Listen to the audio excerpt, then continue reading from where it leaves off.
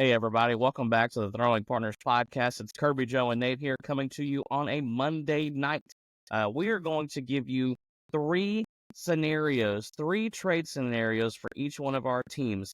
Nathan, I am going to kick it off to you first. Drive into left! At the wall! It's gone! Tie game! All right. Well, as we talked about in the last few episodes, the Tigers are in a position to make a real run in the playoffs. I think they're also in a really good position to make a step up as a team. There's a few weak spots we have in the lineup right now. It's particularly in the infield. We have a lot of guys that we are platooning. And then on top of that, we need, I think, more leadership and a little bit more strength in our rotation and our bullpen.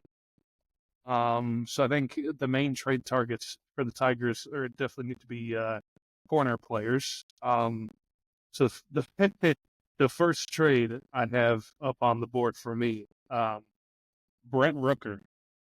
I've seen so far that the A's are open to possibly moving him.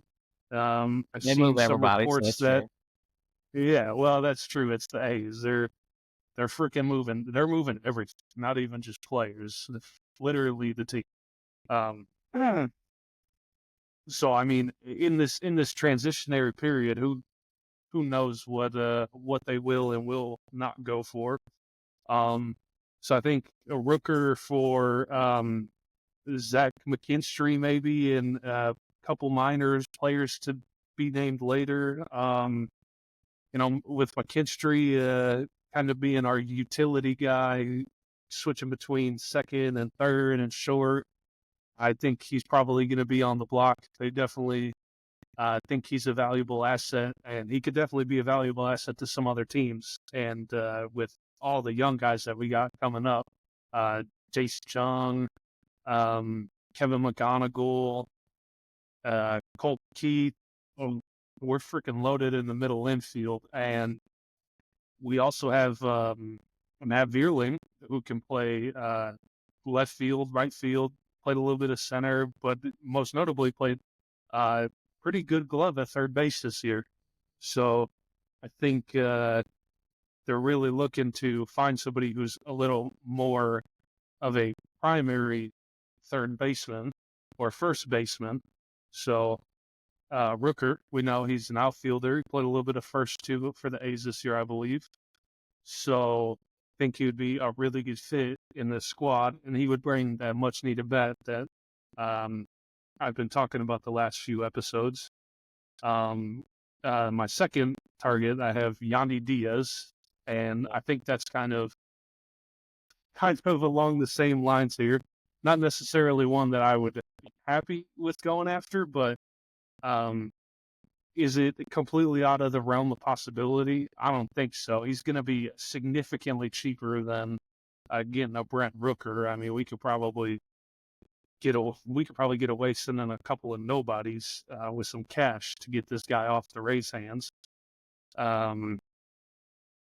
But yeah, he still gives us that bat that we need. He's a solid bat. He's not a good power hitter. He's not really that good of a base runner either. I mean, to be honest, is anybody at first base a good base runner? No. But he's got a decent glove. He's a good contact hitter, which last year he was a little iffy. But I think he's still better than what we have right now. Spencer Chokerson. And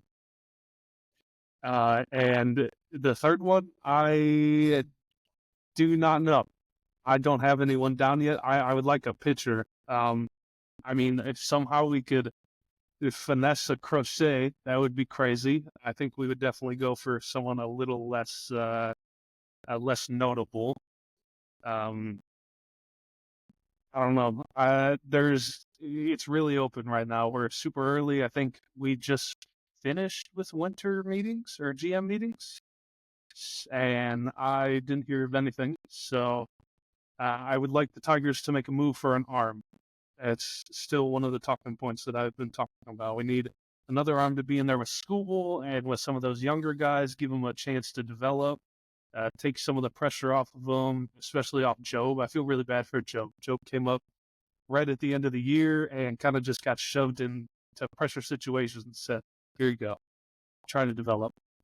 So I'd like for them to go out and get someone a little less notable but solid to back up Scooble there and whoever else they sign in the offseason. Well, I think the one about Yandy Diaz is really interesting because I think there's going to be a lot of teams vying for his services this offseason. I have a feeling that one of them may be the Astros. So, Joe, would you like to give me some trade options that the Astros could have this year?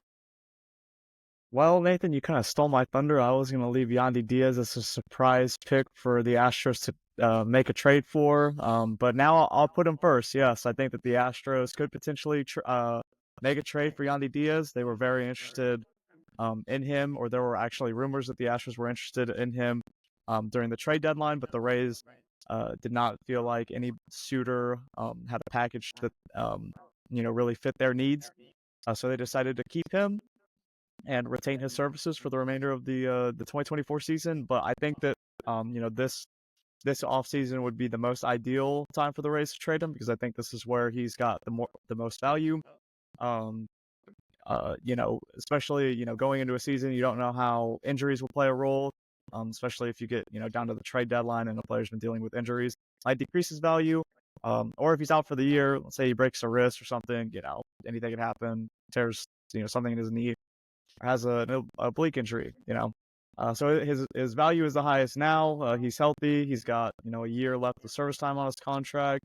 And he's a beast offensively, and he's not horrible defensively. So I think the Astros desperately need his services at first base if they don't go out and get a Christian Walker or a Pete Alonso.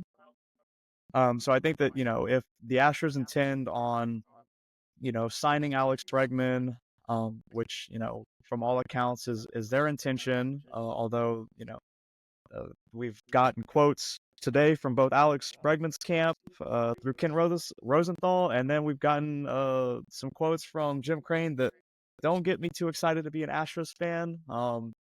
But yeah, I think that the Yandy Diaz definitely a target that the Astros can look at. Now I mentioned that Jim Crane made a comment about the Astros and their aspirations during this offseason. Some of these aspirations can be either made or broken based off of whether they trade these next two players. I am not looking to receive more players if I'm the Astros. I'm looking to trade away some salary. And one of those players would be Ryan Presley, longtime closer for the Astros. It's 2018 trade deadline when he was traded from the Twins to the Astros. I believe that it would be wise of the Astros to make a trade that involves a Ryan Presley salary dump, because I believe he will be making $14 million this season, and that is kind of crazy for a reliever who turns 36 in December. And the Astros have already had internal discussions at the GM meetings. It'll be interesting to see if they get any moves made by the winter meetings, which take place from December 9th through the 12th, if I'm not mistaken, in Arlington. So I'm hoping that they get something done there. They already have Josh Hader, who is a bona fide closer, and they paid $95 million for. And then Brian Abreu, he has a track record in 22 and 23 where he was absolutely dominant. He scared the absolute bejesus out of me this year every time he came in, but I believe that he will go back to his norms. Ryan Presley did not pitch well in our very brief postseason run. Thank you, Nathan. So I look to see the Astros move on from him because, like I said, he is going to be 36 in December, and making $14 million as a setup man nonetheless, because he's not even going to be a closer at the age of 36 is absurd. So I look for the Astros to move on from Ryan Presley. But I also, Nathan, you were talking about potentially wanting a starting pitcher for the Tigers. I give you Framber Valdez. You can have him. Framber Valdez will probably make quite a bit of money in arbitration this year. And I think that it would be wise of the Astros to maybe discuss, cutting ties with Fromber. We've seen the good and the bad from Fromber. We've seen more bad than good in the postseason.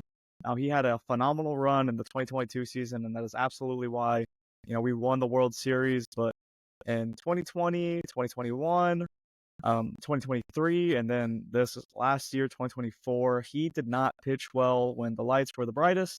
I think the Astros would be wise to cut ties with him. We already know that he is kind of a mental head case from time to time. So I think that letting go of him, especially when his contract will be up at the end of the year. There have been no talks of the Astros even in the ballpark of wanting to re-sign him. I think that cutting his salary and then maybe replacing that salary with a Yusei Kikuchi type would be a good move for them to make. Because they both have very similar stuff as well. So I don't think that would be a mistake on their part. So I think that trading Framber Valdez would also be a good move. 2 salary dump moves that kind of would make me feel better about Jim Crane's words. So those are my 3 trades. Getting rid of Ryan Presley, getting rid of Framber Valdez, and then trading for Yandy Diaz. Now, I do want to talk about what Jim Crane said today. He says, we want to try and field the best team we can without going crazy. Some of the payrolls are pretty high for the bigger teams. So I think that we were the 5th highest payroll. That's the first time we've done that. We have the wherewithal to do it again if we need to. Now, there's some good and bad with that because he's saying that he is, willing to stay up there in payroll. But as it stands right now, the Astros are under the first luxury tax. They have not even passed the luxury tax, and they're the 5th highest payroll in baseball. But those top 3, the Yankees, the Dodgers, and the Mets, all CS contenders this year, they have payrolls that are $300 million and up. And he's talking about not going crazy, compared to them. I mean, get in the ballpark at least. I've said this time and time again. We, the fans, have done more than enough to support you financially and support this team financially throughout this 7-year run where you have made it to ALCS after ALCS. It has been postseason game sellout after postseason game sellout. Players on our team have, traditionally ranked very high in jersey sale numbers, which means, you're making money at Minute Maid Park. Through, jersey sales, merchandise sales. We have provided more than enough for him to go out and spend like he's the Mets, the Dodgers, and the Yankees, who have history behind them. Now, we don't have that history, but we have the recent past where we have been very successful. And if he really wants to hold up his word where the Astros will always be contenders as long as he's, the owner of the team, then he needs to open up his pocketbook like he is the Dodgers, the Mets, or the Yankees. Because quite honestly, there are more holes than I think we would like to realize, that this team currently has. First base, third base, I think that we need another starting pitcher, and I think that we need to address either a center fielder or a left fielder.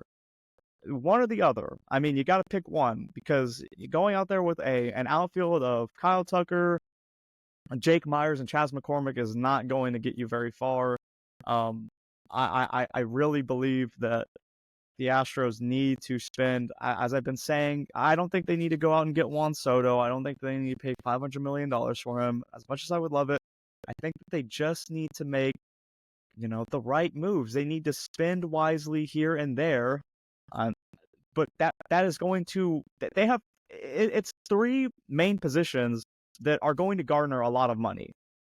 So they need to spend that money still. I'm not saying $95 million for one person, one closer, but, $30 million AAV to Alex Bregman, $30 million to Christian Walker for 4 years, and then maybe a $25 million AAV to Teoscar Hernandez. And I mean, at that point, you've already blown by the luxury tax, which is what I think he's afraid of. So it really does not, comfort me that he is saying that we're not going to go crazy. because going crazy is literally just filling the holes that we have at the moment. And that scares me. So yeah, that's kind of my thoughts on trades and then payroll at the moment for the Astros. Well, I think those are good ideas, Joe, because, I mean, we've heard the rumors about Fromber and the idea that he's probably not going to sign any kind of extension with the Astros. So if they have no shot to re-sign him or to extend him or whatever, then trade him. He's a very valuable piece to trade. You can go and get younger. You can go for a different position. You can do whatever. They could use him in a trade to like St. Louis, and maybe they can get a couple of guys with some other pieces that they could use. Maybe they could get like a Brendan Donovan and a Nolan Arenado, and then you just fill 2 holes. So that Fromber will be a great piece to use if they want to use him for that. But anyway, I think those are good ideas for sure. I have 3 moves that the Braves could make that they probably won't make, which I have no faith that they'll make any of these moves. They have some serious holes right now, one of which being a power arm in the bullpen, especially a righty because Joe Jimenez went down. They also need rotation help because they are going to lose Max Fried and no telling what's going on with Charlie Morton, if he's going to retire or if he's going to play. And then also, too, they need to address one or the other, and that's either left field or shortstop. So through these 3 trades, I've come up with 3 different players, very high-end players, but there's a chance that they could possibly get one of these players, depending on how they view Drake Baldwin. Now, Drake Baldwin is a catching prospect in the Braves organization. He played extremely well at AAA this year. He also played extremely well in the Arizona Fall League, and has looked very talented in every big moment so far that he's had in his young career. He's a young kid. I think he's a switch hitting catcher. He's done really well. He would probably be the centerpiece of any trade package that the Braves could make. But seeing as how they just lost Travis d'Arnaud to the Angels, I don't really know how they view him, because right now they've got Sean Murphy signed up for the next 5 or 6 years to play as their starting catcher, and we've seen recently that the Braves don't like to use young catchers. We saw that with William Contreras. They don't like to use those guys. They never decided to use Shea Langoliers. Now, granted, he probably wasn't ready. But they don't want to use young catchers. They like those veterans that really know what they're doing. So I don't really know how they view Baldwin. Not to mention they've got a decent backup in Chadwick Trump that they could use in probably 40 games a year. That's granted if Sean Murphy is healthy. After this year, I don't even know what kind of shape Murphy's going to come in the spring. I hope he comes back ready just like he did in the first half of 2023, because that would be a huge boost.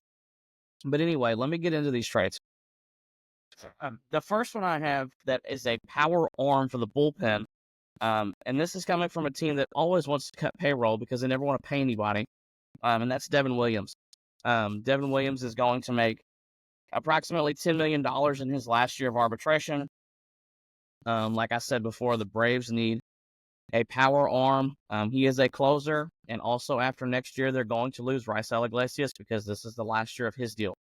Now they could extend Iglesias, and maybe they bring that AAV down. Instead of having 1 at 16 for this year, maybe they go 2 at 25. Maybe they go 2 at 20 or 2 at 22. But I see Devin Williams as being a really good fit for their pen. He throws really hard. He's got a great changeup, as we've all seen that. So he would be a great power arm addition for their bullpen.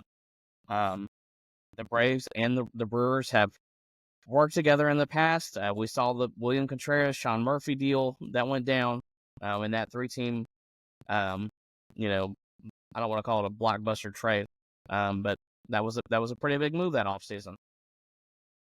The second one is a big power arm for their rotation. It's Garrett Crochet. They've been linked before. They were linked last year to Crochet. They are linked this year to Crochet. Do I think that Crochet gets done? No, because Cease never got done either. And Alex Anthopoulos came out and said that Dylan Cease was too expensive, and they wanted too much for him. I have a feeling they're going to have the same expectations for Crochet. But there are some things that line up with Crochet that the Braves like.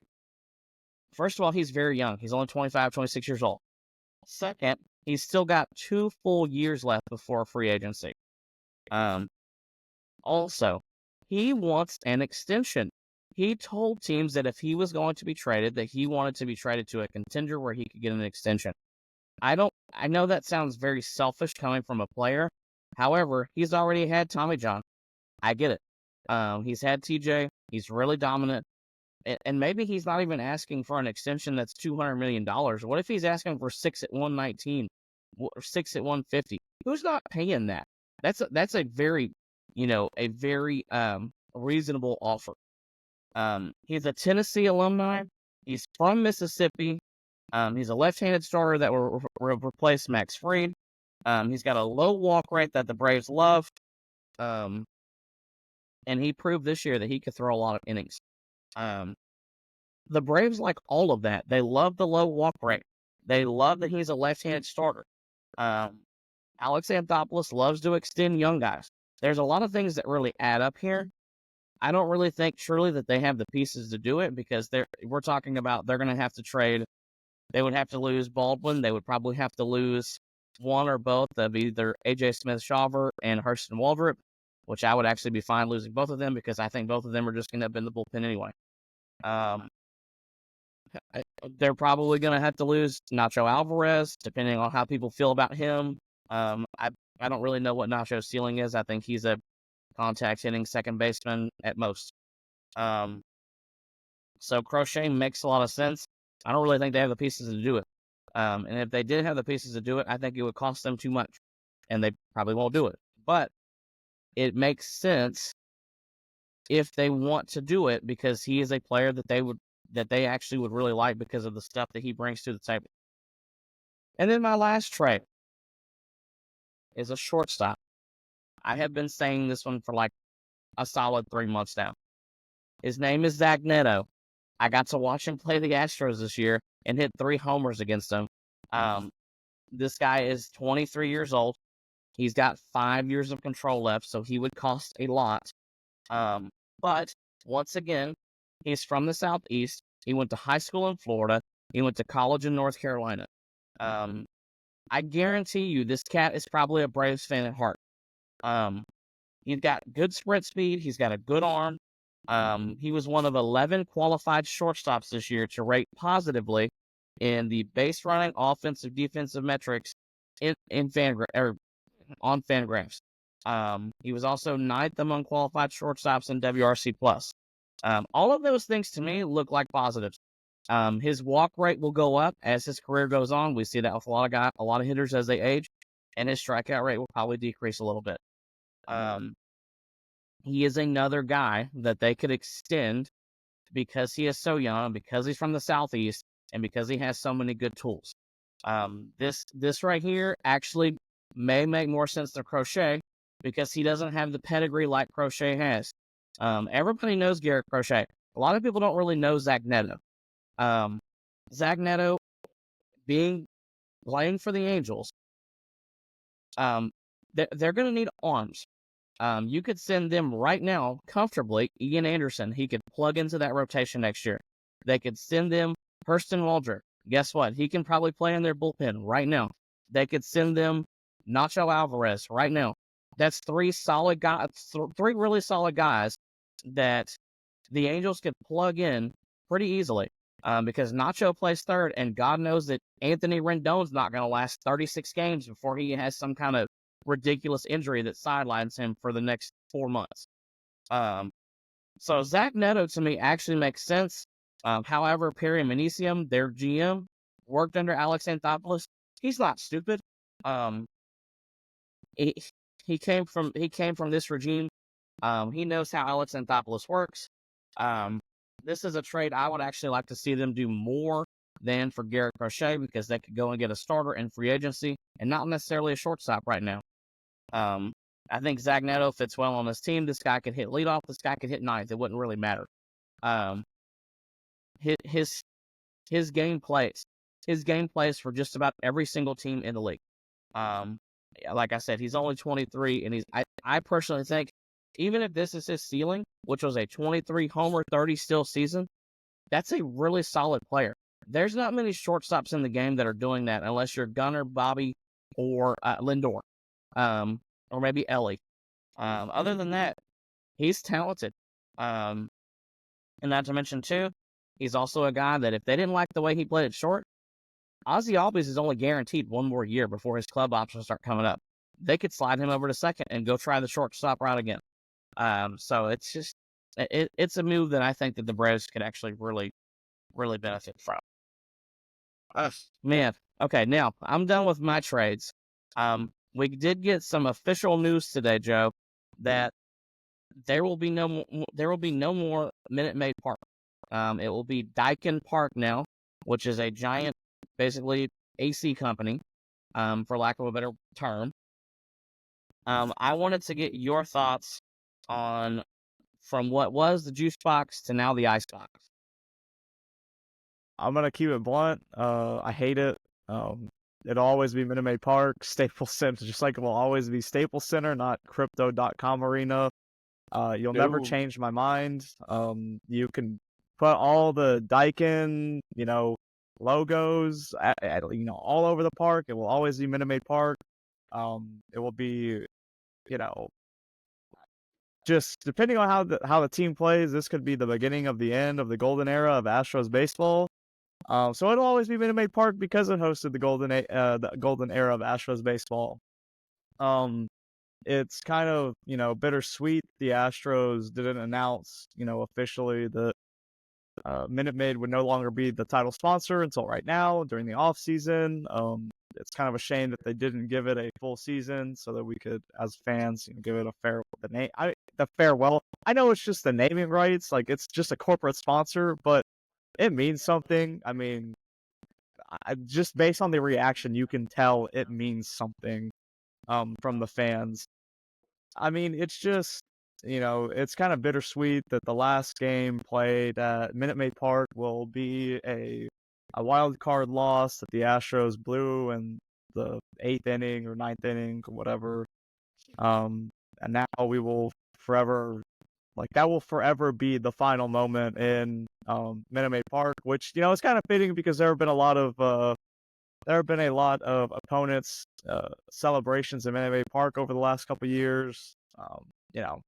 That's pretty much all of them. But it's just, it sucks. I hate it, but it's business, so it is what it is. Yeah, there's nothing really much I can add. We'll see what they put in the back of the train. It used to be oranges. I'm speculating it's just going to be one giant AC unit, like those industrial units that sit on top of buildings, and the train is just going to push that back and forth every time Jordan or Altuve or Yainer hit a home run. So, we'll see. Yeah, I think it's going to be. The real question is the AC actively working. Yeah. Will Daikin fix the AC problems inside of Minute Maid Park is the real question. You're absolutely right. That's honestly all I really want to know is that if you get into the 300 level at Minute Maid in the summer, it's freaking hot with the roof closed.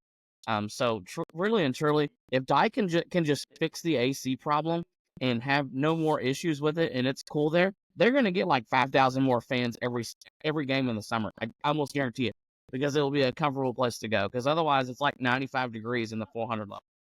So it would be nice for them to actually go in and fix it. But who knows if that'll happen? It probably gets worse. Yeah. I don't know. We'll see.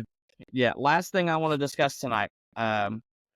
Today, Juan Soto met with the Yankees, and apparently tomorrow is meeting with the Dodgers, which means that he will have met with the Blue Jays, the Red Sox, the Mets, the Yankees, and the Dodgers. Nathan, who did Juan Soto sign with? I'm still sticking with the Mets, man. I think, like I said before, Steve Cohen, he likes to spend for his team. He's a real team owner. I think he definitely has the business knowledge to understand the contracts and everything, but he also has that part of being a fan that I think a lot of owners and a lot of GMs need to be able to go out and get something like this for their franchise. So New York Mets is still my pick. All right, Joe, what do you think? Where does Juan Soto sign? Yeah, I agree with Nathan. I think that it is the New York Mets. I think Juan Soto has a great friend in Francisco Lindor, and he also has a great friend in Steve Cohen's checkbook. And I mean, I agree with you. More owners need to run these teams like actual fans instead of, businessmen. I'm not saying that they need to go out and sign every player for $500 million in 10 years. I'm saying, when it is right and you have a star player like Juan Soto, who is a once in a generation talent, I don't know why every team isn't placing a bid for Juan Soto right now. He is a generational talent. He will put butts in seats. He will sell merchandise. He will get the national spotlight on your team. And if you build a decent product around him, he will carry that team. I mean, it's really frustrating that a team like the Astros aren't involved with it, because I keep saying it. He plays great there. He would fit perfectly in with the Astros brand of baseball. It sucks that we're not in these conversations, but I get it. He wants to be in the spotlight, the real spotlight. He wants to be with the Dodgers, the Yankees, the Mets. I mean, it makes sense because he loves the attention. I don't blame him. If I was that good, I would love it too. But it's just we need more owners that are fans and that will run these teams like fans instead of business owners looking to increase the value of their organization so that they can ultimately sell it off. When the time is right for them, when they think that they've hit, the most profitable that they can get in return. So I think it'll be the Mets because Steve Cohen is a businessman and he thinks like a fan. So I think that that's the match made in heaven for Juan Soto. Like I said, he's good friends with Lindor and even better friends with Steve Cohen's pocketbook. Well, I don't disagree, but I also think there's an aspect where Juan Soto likes being the guy. We saw that not really work out in San Diego. It didn't really mesh well with Manny and Tatis and that whole core there. It just didn't really mesh well. So I don't actually see him going to the Dodgers because he wouldn't be in the center of the spotlight there.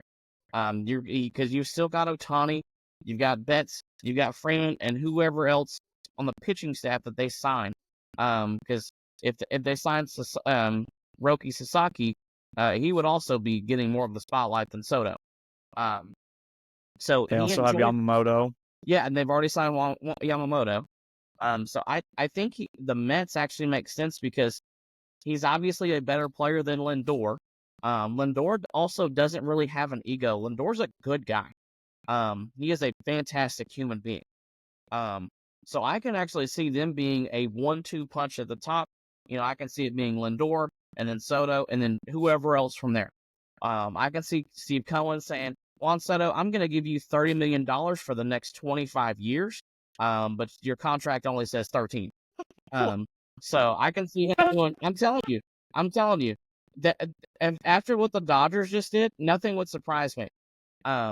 It may be 13 at like 650, but it'll be $30 million a year every year for the next 25 years. It'll be some kind of ridiculous deal like that. I wouldn't even be surprised if it's closer to $700 million. I don't really see Soto going back to the Yankees because they're so clouded with Judge, and Aaron Judge is going to end up being Chris Davis 2.0 within 3 years. I'm already saying that now. And then I don't see him going to the Blue Jays, even though, once again, he would actually be the star in Toronto. He is much better than Vladdy Jr. Bo Bichette had a terrible season. And no telling if after this year, if they even keep either one of those guys. So I think overall the Mets actually do make the most sense. And I think that Steve Cohen is not going to let Juan Soto pass them up. It sure won't be for money. Because I guarantee you, the Mets will have the largest offer, no doubt.